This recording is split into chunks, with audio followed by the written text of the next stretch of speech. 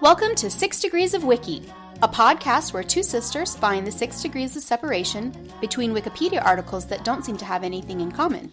I'm Rosanna. And I'm Nikki. Today we'll fall into a Wikipedia spiral where we have just 6 rounds to figure out how the first degree could possibly be connected to the last, while learning all sorts of peculiar facts along the way. Let's get started. Welcome to 6 Degrees of Wiki's very first question and answer episode. This is also our last episode of 2018, and we just wanted to find out all the questions that everyone had for us and give you some answers so you can get to know us and our process a little bit better. We want to thank everybody for sending us questions. We're really excited to go through them and give you guys some answers.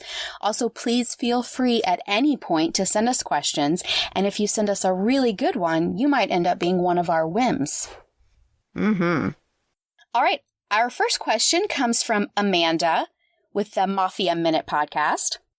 How long did it take you to realize 6 Degrees of Wiki rhymes with Nikki?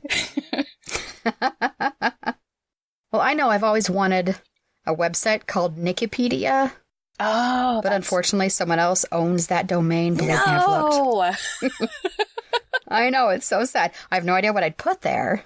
But it seems like something I should have, right? I agree. I hope you have some sort of alert, so if... Oh, good idea. If their thing runs out, you can buy it.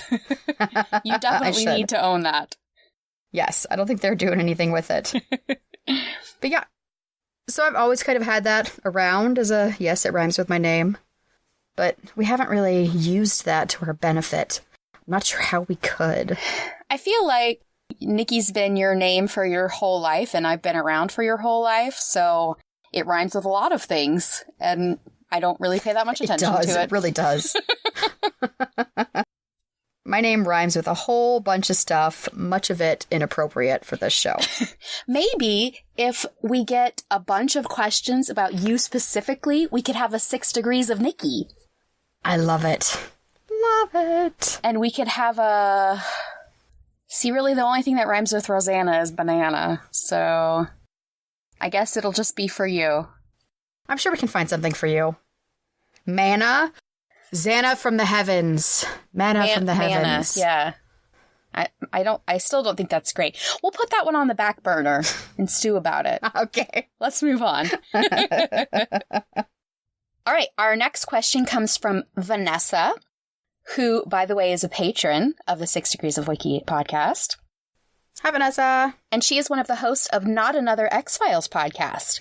Her question is, or I suppose demand is, tell me up to 3 things that you used to do to each other as kids to annoy each other, and do you still do them?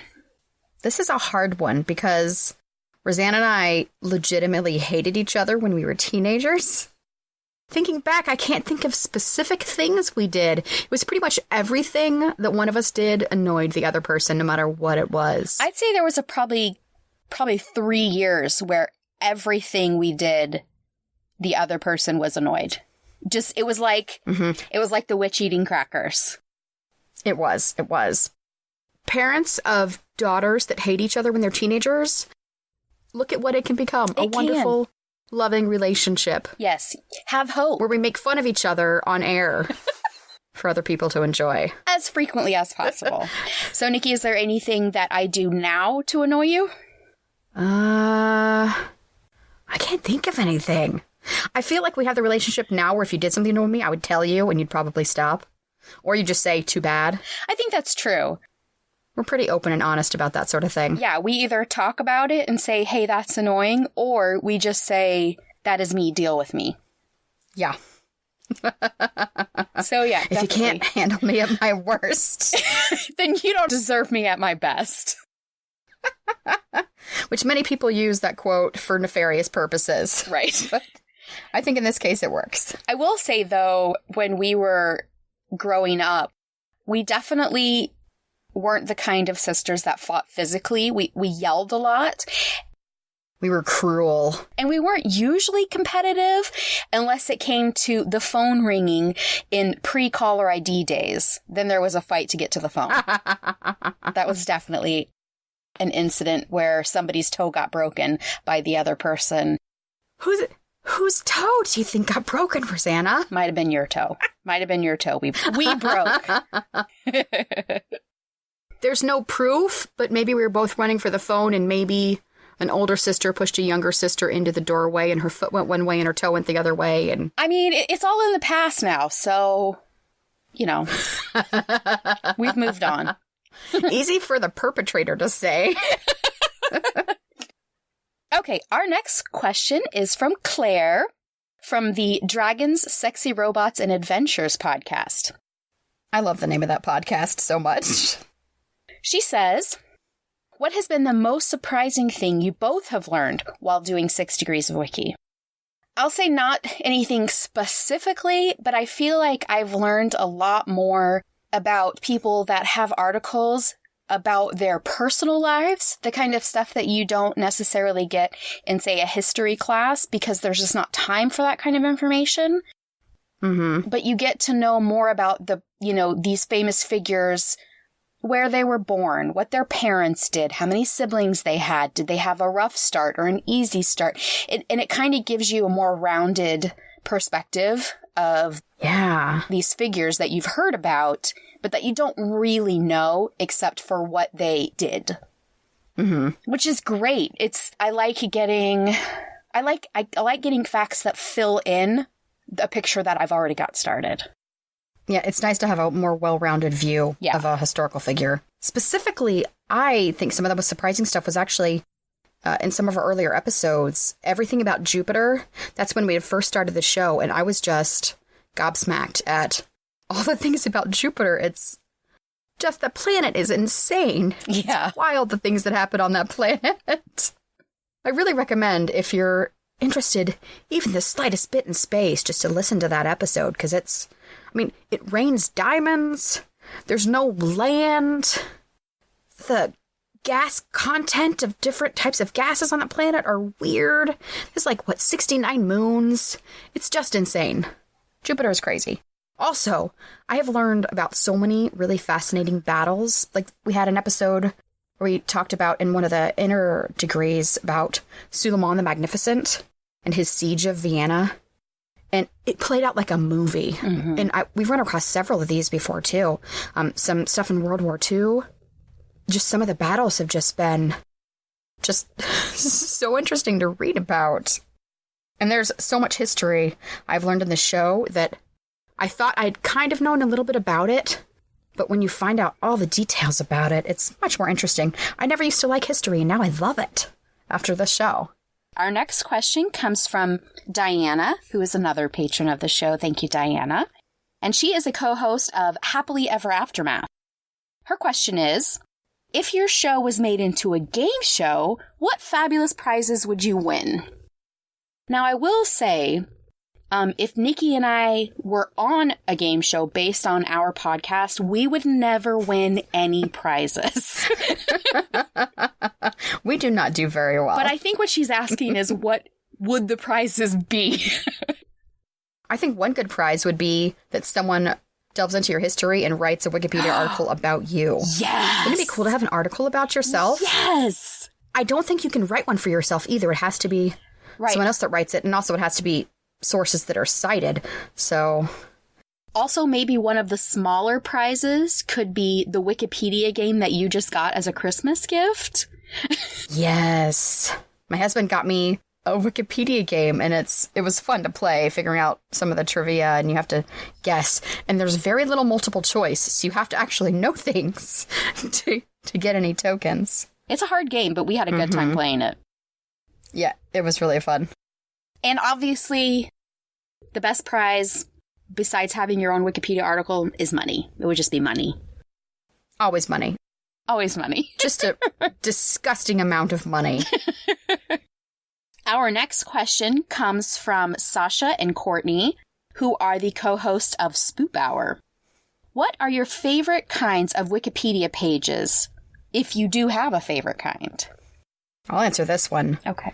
I never used to think I would want to read biographies, but I love biography Wikipedia pages, just about specific people. Mm-hmm. Not always historical figures, sometimes people that are alive right now. Yes. Pamela Melroy, U.S. NASA astronaut. Yeah. Fascinating. It was weird when we posted about that episode on Twitter, because I actually got to tag her because she has an account, because she's one of the few people we've covered who are alive right now. Yes, it's amazing. And have a Twitter account.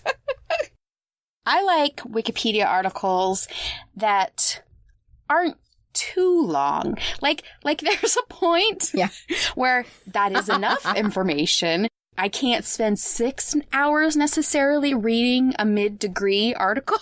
Mm-hmm. And I also like articles that are, I guess, because, you always have the chance with Wikipedia because people are able to edit it. I hate when I get to a Wikipedia article that says, needs more references, could be biased, that kind of thing. I like when I get to a Wikipedia article where I feel like I can count on the information as being accurate. Mm-hmm.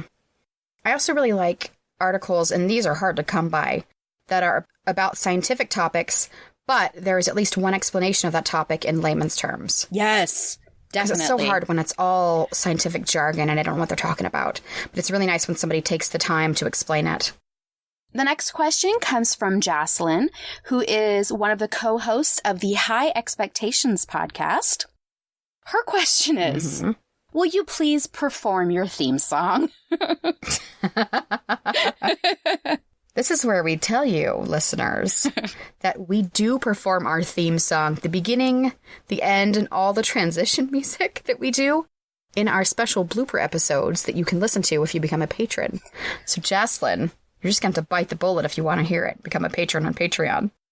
And also, I think one of the reasons Jocelyn asked us this question is because she originally thought that it was me singing, or one of us singing our La La La's, and no, that is definitely not either one of us.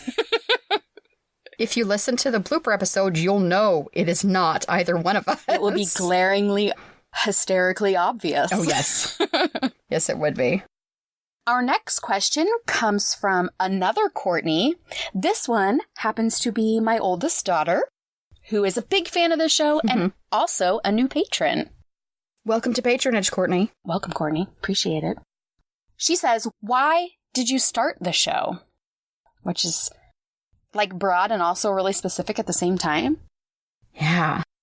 That one is kind of hard to answer. It depends on the question, specifically, why did we start a podcast, or why did we start the 6 Degrees of Wiki podcast? Because some of you might not know, Nikki and I actually had a couple of other shows going before we started 6 Degrees of Wiki. We used to cover the TV show Vikings and the book series, The Lies of Locke Lamora. Also some movies. And we did those for what, about a year? A little less than a year?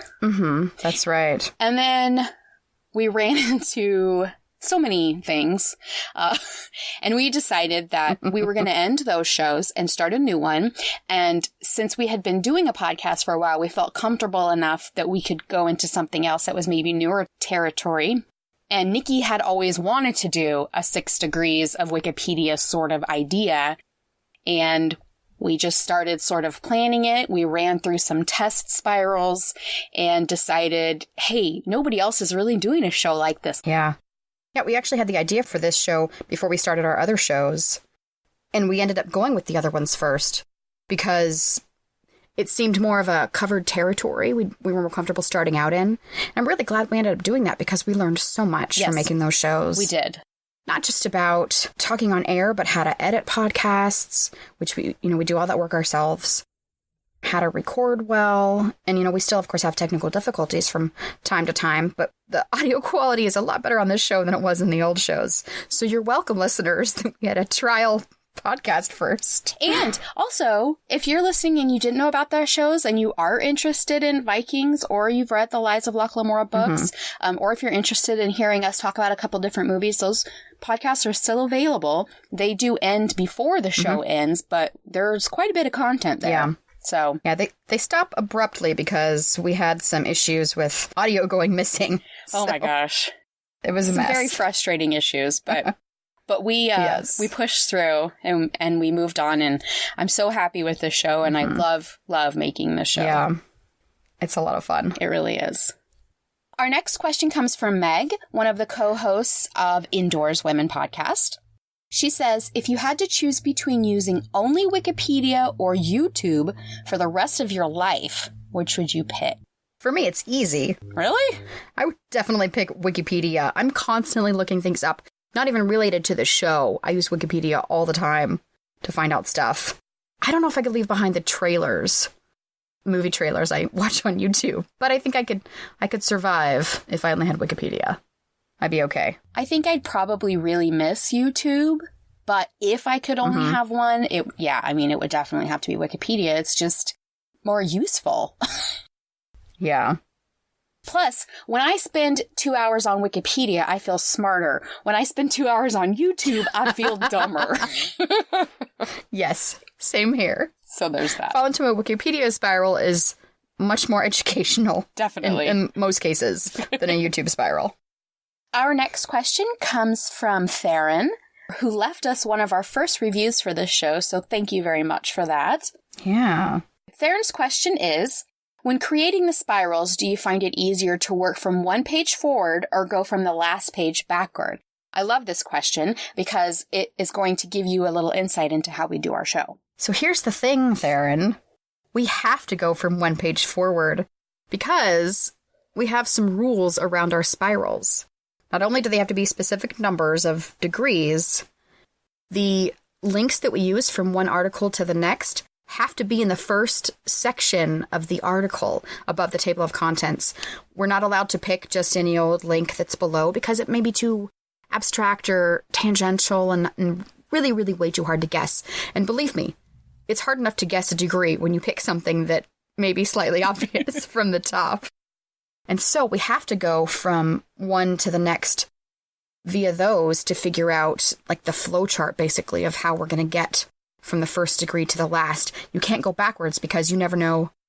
They have some, this article is linked to from ways to look up things, but we don't know where that link's going to be. So if it's lower in the article, we can't use it. So it's much simpler to go from the first degree to the very last in that order.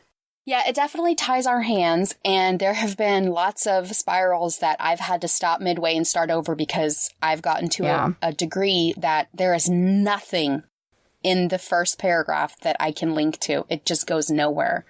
And that can be frustrating. So it makes it a little harder, but better, I think. Yeah, I use an actual flowchart program called draw.io. It's just a browser-based program that you can save. And I make flowcharts to follow my degrees out to decide where I'm going to go. That way, if I get stuck, I can go back without losing my place and figure out a new way to go. I don't use a flowchart.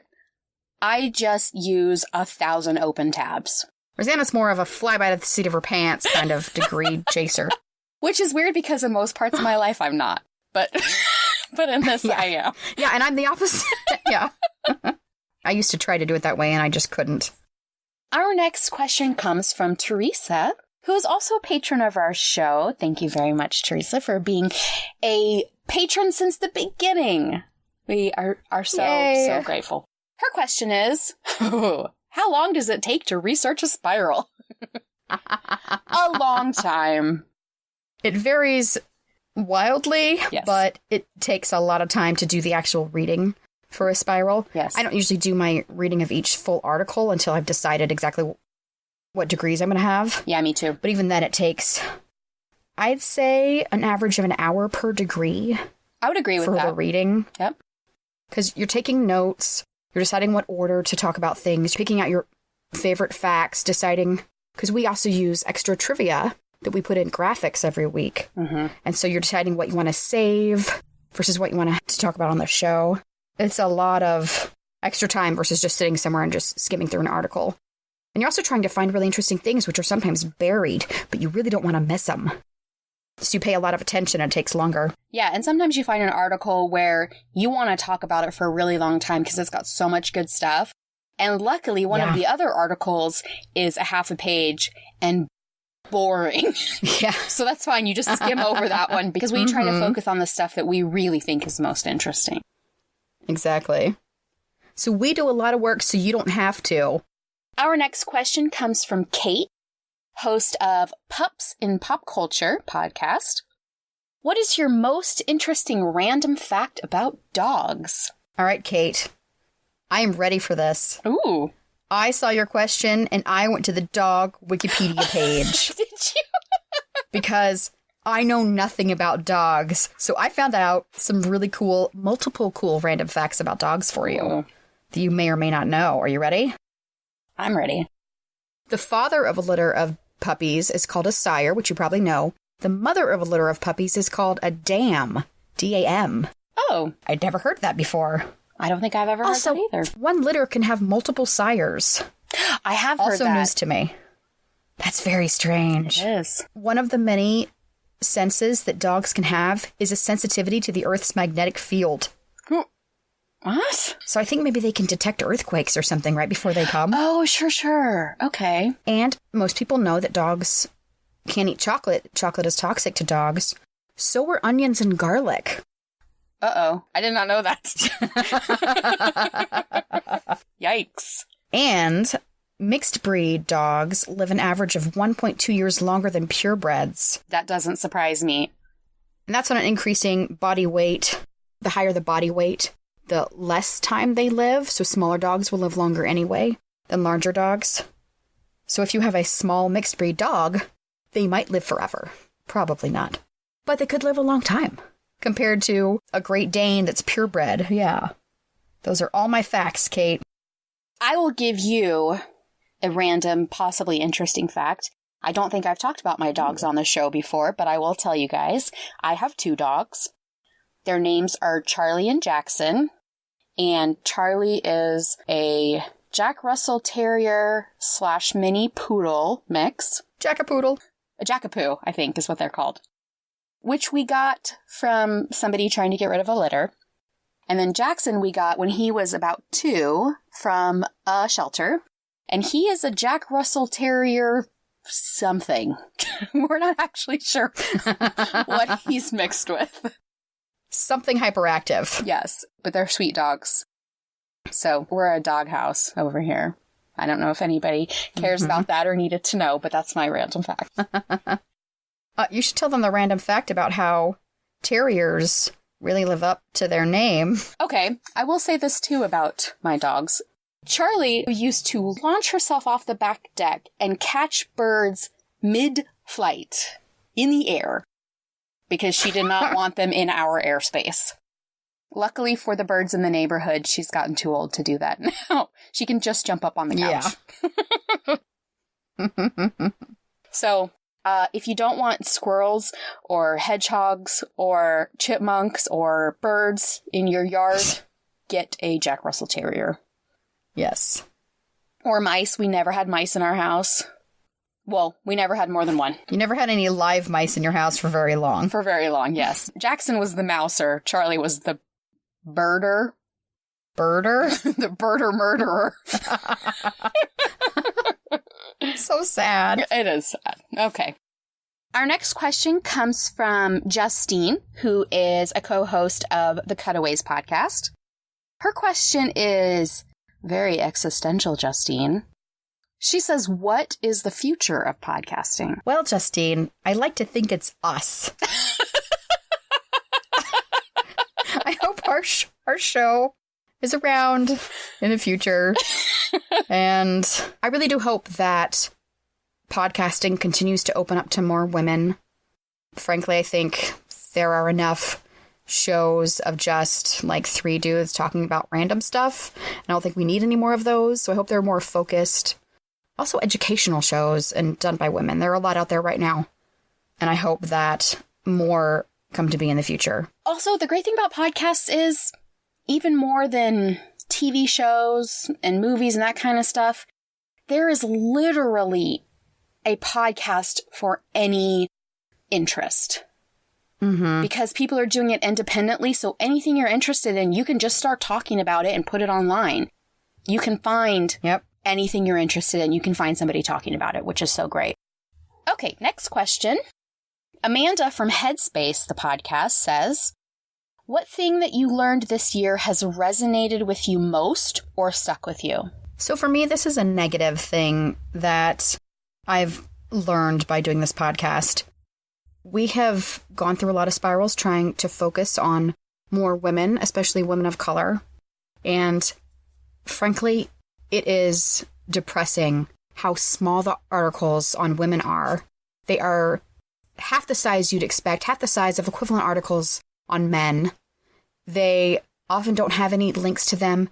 They focus so much on the number of children that women had or their husbands and their accomplishments instead of the women and their actual accomplishments. So it's not just the number of articles, which is way too low on women, notable women, but the length of them. So the research that has gone into them is super low, but just the bias shown against women, which has been proven by plenty of studies that it's not just my imagination. It's actually an actual problem. And that's depressing to me.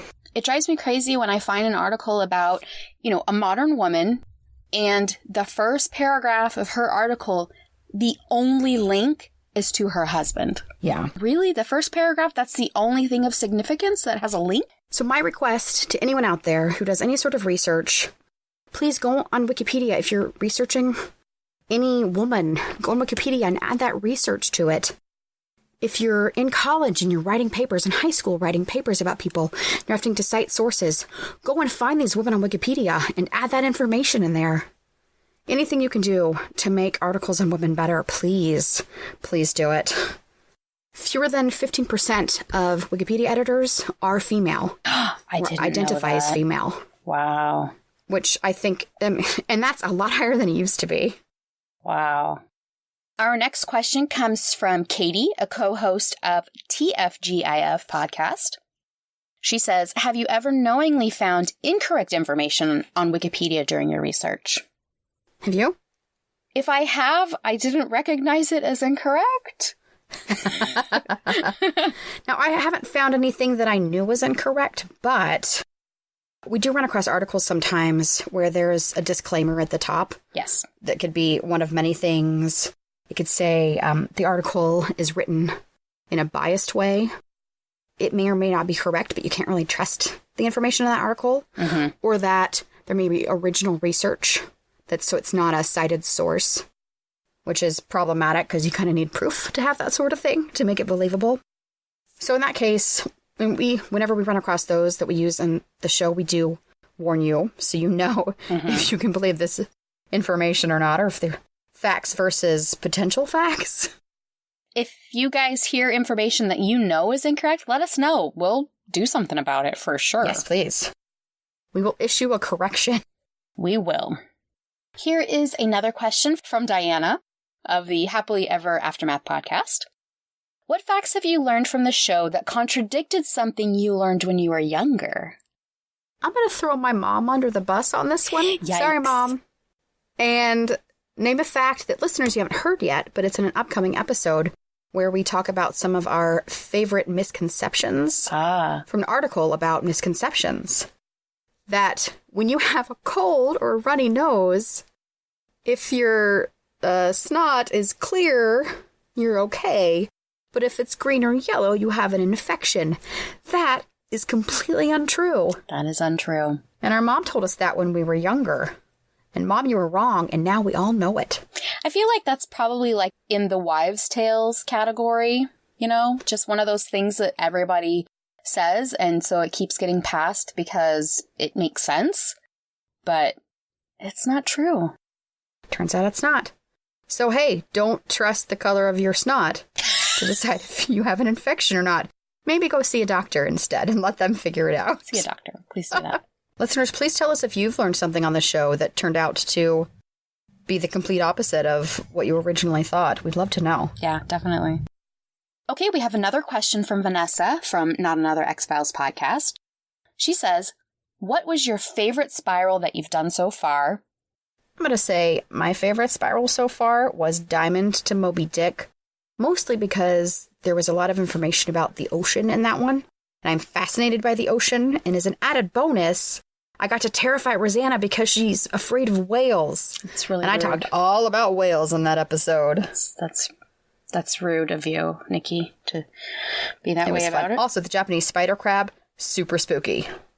Yeah, that one is really creepy. I think my favorite really so far has been the one that we just did, where I went from the Kennedy Lincoln coincidences to Pamela Melroy. because Yeah, that was pretty fun. I just felt like every article was cool and interesting. I like talking about the coincidences because they're kind of this sort of American history, but like in a conspiracy theory kind of way. Yeah. And ending on a U.S. astronaut, you know, who is a woman, who's got all this space experience, who is an Air Force veteran, and just all of the cool stuff in between. That was one of the spirals that I remember enjoying every aspect of getting from one degree to the next.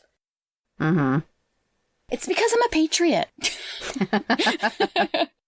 So we have one more question, but we are going to use that as our whim of the week. So stay tuned. We're so happy to have gotten all the questions that we got. We really, really appreciate that. They're super fun.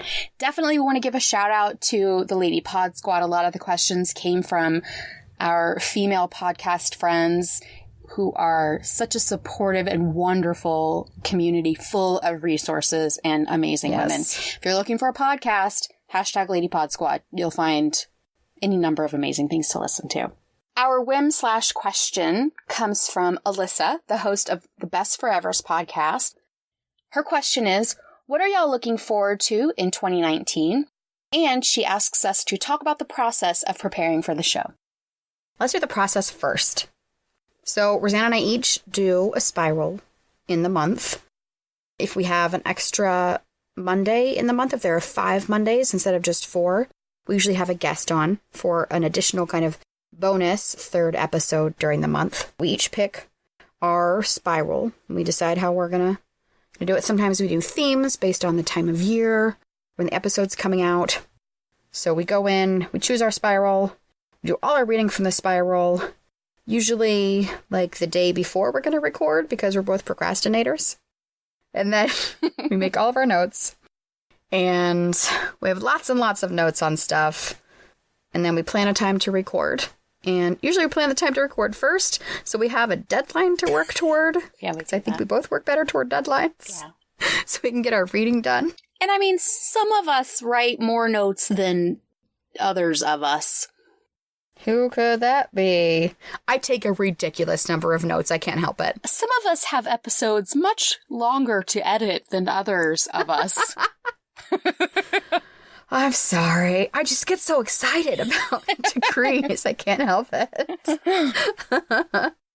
So we record. We each record in our own house because we don't live in the same place, as you may or may not know. I live in Portland, and Rosanna lives in Eastern Oregon. So I get in my little recording tent, and she goes in various places depending on where she is. And then we sit down and we get on the phone with each other and we record our audio, and then we put all our audio together, and then we edit the show together and add all of our little music things and transitions, and then we publish. Did I miss anything important? And then we just hope for the best. Then we tell you what's out and hope that you're excited too. I will give you this though, Nikki. Your episodes are always longer to edit, but I know. I make more noise that has to be cut. So I move around a lot. I shuffle papers. I sniff. So you click your pen. Rosanna clicks her pen constantly. I am difficult to edit. She's always getting in trouble for clicking her pen. I'm not allowed to hold a pen during recording anymore. No. You're not. It's terrible. That's the thing you do that annoys me. Oh, there we go. You click your pen. Not intentional. When we're recording. I try to be better instead of just saying accept me as the clicker I am. That's true. You do try. Oh, and Rosanna also makes all of our graphics for the show. All the extra trivia that you see, Rosanna makes all of that. Yes.